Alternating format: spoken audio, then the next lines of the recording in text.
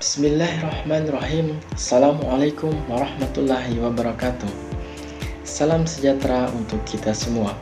Om Swastiastu, nama budaya, salam kebajikan. Perkenalkan, nama saya Aspin Dwi Jayanto Lihara dengan NIM G123045. Saya adalah mahasiswa Fakultas Hukum, Prodi Ilmu Hukum di Universitas Nahdlatul Ulama Sulawesi Tenggara. Pada kesempatan kali ini, saya akan mempresentasikan makalah saya untuk final pada mata kuliah Hukum Perusahaan dan Kepailitan yang diampu oleh Bapak Muhammad Hasim SH MKN. Adapun judul makalah saya yaitu Tanggung Jawab Direksi Perseroan Terbatas atas kepailitan yang disebabkan oleh kesalahan atau kelalaian. Analisis doktrin Pilsing the Corporate Field dalam kepailitan. Kita lihat, perseroan terbatas atau bisa disebut PT merupakan badan hukum yang memberikan perlindungan berupa pemisahan harta perusahaan dengan harta pribadi, pengurus serta prinsip tanggung jawab terbatas. Namun, perlindungan tersebut tidak berlaku apabila direksi melakukan kesalahan atau kelalaian yang menyebabkan perusahaan pailit.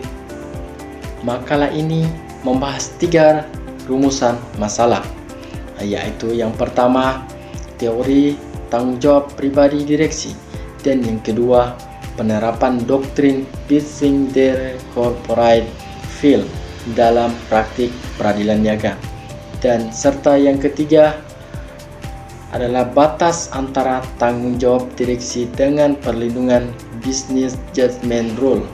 Doktrin Pilsing the Corporate Field memungkinkan pengadilan mengesampingkan prinsip tanggung jawab terbatas apabila direksi terbukti menyalahgunakan badan hukum, bertindak curang, atau mengabaikan kewajibannya. Selain itu, direksi memiliki fiduciary duty, yaitu kewajiban bertindak dengan itikat baik, hati-hati, dan mengutamakan kepentingan perseroan. Berdasarkan Pasal 97 Ayat 3 Undang-Undang Perseroan Terbatas, direksi bertanggung jawab secara pribadi atas kerugian perseroan akibat kesalahan atau kelalaiannya.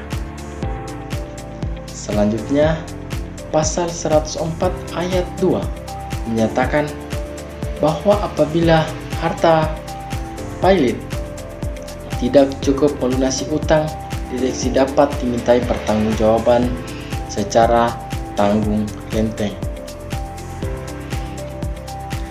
Penerapan doktrin ini terlihat dalam putusan Pengadilan Niaga Surabaya nomor 39 dan 40 tahun 2023, di mana direksi dinyatakan bertanggung jawab karena kelalaiannya dalam mengelola perusahaan. Sementara itu, pada putusan nomor 51 tahun 2000, Pengadilan Niaga Jakarta, tindakan direksi yang melampaui kewenangannya atau biasa disebut ultra vires dinyatakan menjadi tanggung jawab pribadi, bukan tanggung jawab perseroan.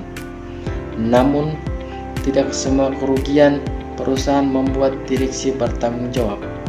Melalui doktrin Business Judgment Rule, direksi tetap dilindungi apabila keputusan bisnis diambil dengan itikat baik berdasarkan informasi yang memadai, tanpa benturan kepentingan dan demi kepentingan perseroan. Itulah tadi pemaparan materi dari saya. Sebagai kesimpulan, doktrin Pilsing the Corporate Field menjadi mekanisme hukum untuk meminta pertanggungjawaban pribadi direksi apabila kepailitan terjadi akibat kesalahan atau kelalaiannya, sehingga perlindungan terhadap kreditor tetap terjamin. Adapun saran yang dapat saya berikan yaitu 3. Yang pertama, direksi harus menerapkan prinsip good corporate governance dalam menjalankan perusahaan. Dan yang kedua, pembentuk undang-undang perlu memperjelas batasan kelalaian direksi agar tercipta kepastian hukum. Dan yang ketiga atau yang terakhir, hakim harus cermat menilai hubungan antara tindakan direksi dengan kepailitan sebelum menjatuhkan putusan. Sekian presentasi dari saya. Mohon maaf apabila ada kesalahan atau salah kata. Terima kasih atas perhatiannya. Wassalamualaikum warahmatullahi wabarakatuh.